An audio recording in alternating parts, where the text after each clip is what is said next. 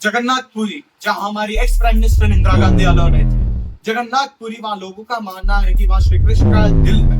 उस मंदिर के बारे में इस वीडियो में जानते हैं। नमस्कार, मैं हूं Likhit and welcome to my channel the Likhit show.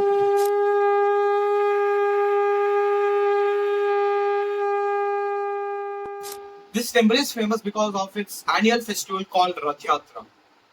और इस रथ यात्रा में बड़े तादाद पे श्रद्धालु आते हैं और भगवान जगन्नाथ, बालभद्र और सुभद्रा जी के रथ को बड़ी जोर से खींचते हैं। बालभद्र और जगन्नाथ और सुभद्रा जी की मूर्तियों एक लकड़ी से बनती है। उस लकड़ी का नाम नीम लकड़ी है और उस लकड़ी को हर 12 इयर्स और 19 इयर्स के लिए चेंज करा जाता है, क्योंकि वहां के लोगों का मानना है कि वहां श्री कृष्ण का दिल है। मंदिर के साथ अनेक रहस्य जुड़े हैं, जैसे इस मंदिर के ऊपर रहने वाला सुदर्शन चक्र। हम किसी भी डायरेक्शन से देखते हैं तो वो सुदर्शन चक्र हमारी तरफ देखता हुआ लगता है। और इस मंदिर में लोगों का मानना है कि प्रभु जगन्नाथ और बालभद्र और सुभद्रा 15 दिनों के लिए बीमार होते हैं। और जैसे हमारी किचन में जो बर्तन नीचे रखते हैं वो पहले उबलता है और जो बर्तन ऊपर रखते हैं वो लास्ट में उबलता है, पर जगन्नाथ जी के मंदिर में थोड़ा अलग ही है।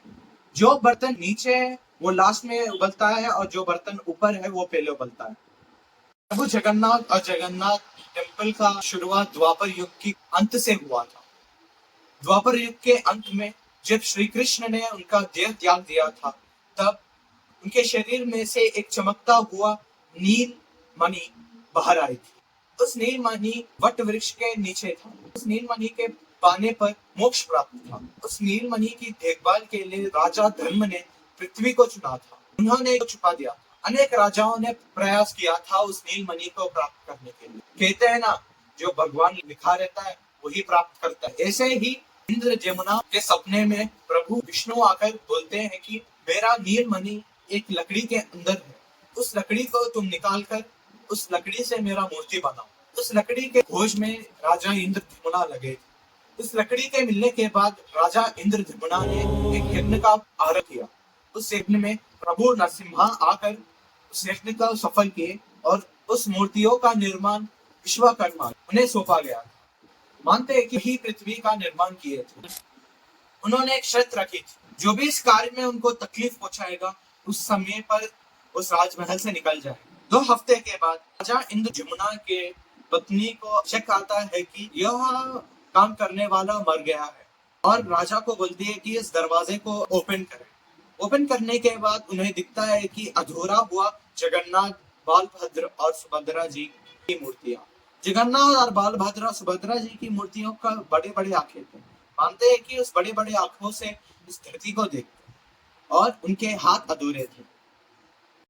यह टेम्पल 16वीं सेंचुरी में काल पहाड़ नामक एक मुस्लिम जनरल की आज्ञा से अटैक किया गया था। इस मंदिर में भगवान जगन्नाथ, बालभद्र और सुभद्रा जी है। तीनों ही एक ही गर्भगृह में रहते हैं।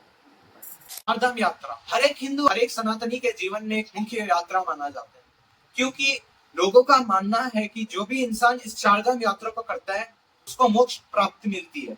और इस चारधाम यात्रा के एक मुख्य भाग जगन्नाथपुरी भी है।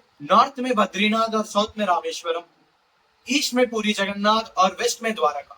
इस चारधाम यात्रा को पूरे भारत में बांटा गया था श्री आदि शंकराचार्य जी से। इन्होंने पूरी हिंदू चरित्र और हिंदू माइथोलॉजी के बारे में पूरे भारत में बांटा था। इनके ऊपर वीडियो चाहिए तो प्लीज कमेंट डाउन। रथ यात्रा, इस मंदिर में अनेक त्योहार मनाए जाते हैं, पर रथ यात्रा इन सारे त्योहारों में से बहुत मुख्य है, क्योंकि इस रथ यात्रा में बड़े तादाद में श्रद्धालु आते हैं। भगवान जगन्नाथ, बालभद्र और सुभद्रा को मंदिर से बाहर लेकर आते हैं और रथों में बिठाते हैं।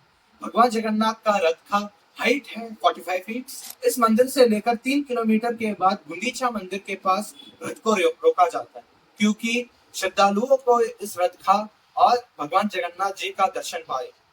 जगन्नाथपुरी हर एक हिंदू और हर एक सनातनी की जीवन में मुख्य रोल प्ले करता है। हमारी हिंदू इतिहास आपकी तरफ लेकर आने के लिए मैं बहुत प्रयास करूंगा। If you like this video, please hit that like button and comment down below and share this video to your friends and family and hit the subscribe button as well as the bell icon. I am Likit signing off. Jai Shri